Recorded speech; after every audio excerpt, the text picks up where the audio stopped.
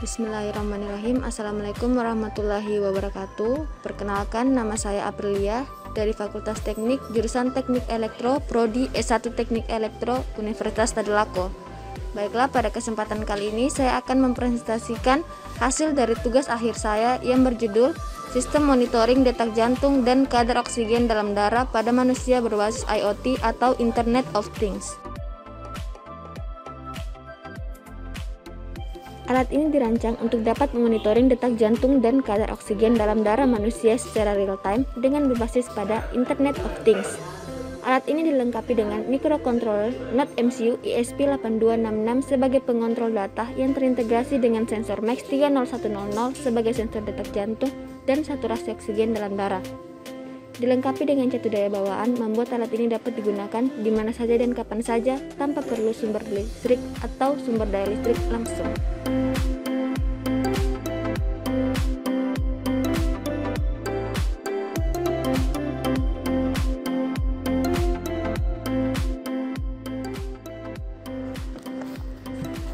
Alat sistem monitoring real-time detak jantung dan kadar oksigen dalam darah pada manusia berbasis Internet of Things berbentuk box persegi panjang di mana di dalamnya terdapat beberapa komponen, yaitu microcontroller Node MCU ESP8266 seperti yang ditunjukkan, dan catu daya bawaan serta resistor 10 kilo ohm yang berfungsi sebagai pull up untuk membatasi arus yang mengalir pada pin sensor MAX 30100 maupun Node MCU ESP8266 untuk mengatasi kondisi floating, serta 4 buah baut spacer sebagai penyangga dan saklar penghubung catu daya.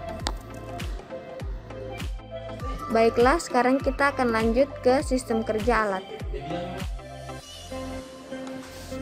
Ini merupakan tampilan alat sistem monitoring detak jantung dan kadar oksigen dalam darah. Lalu datanya akan dikirim ke aplikasi Blink pada Android. Kemudian datanya juga akan terkirim ke PC melalui aplikasi web server sehingga datanya dapat diolah. Baik, sekarang kita akan mencoba menguji sistem kerja dari alat yang telah dibuat.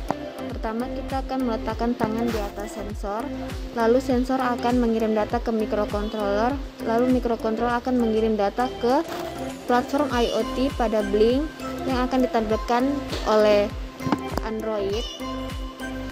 Nah, yang merah itu merupakan data detak jantung dan yang biru merupakan data saturasi oksigen dalam darah manusia atau pasien.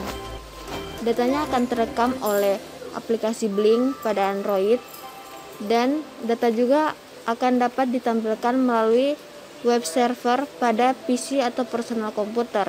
Data yang tertampilkan pada PC akan sama dengan data yang tertampilkan pada Blink.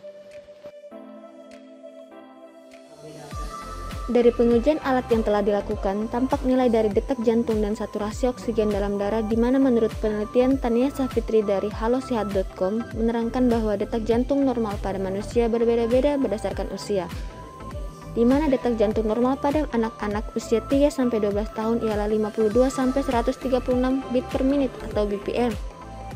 Pada usia dewasa kisaran umur 20-30 tahun ialah 70-165 beat per menit. Dan pada usia tua 50-60 tahun berkisar antara 70-140 beat per menit. Untuk saturasi oksigen normal pada manusia berkisar antara 90-100%. Jika kadarnya di bawah 90% dianggap rendah dan disebut hipoksemia.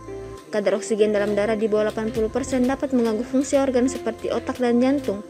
Dan kadar oksigen dalam darah di bawah 70% dapat menghilangkan kesadaran dan harus segera ditangani. Baik, sekian presentasi dari saya, semoga bermanfaat.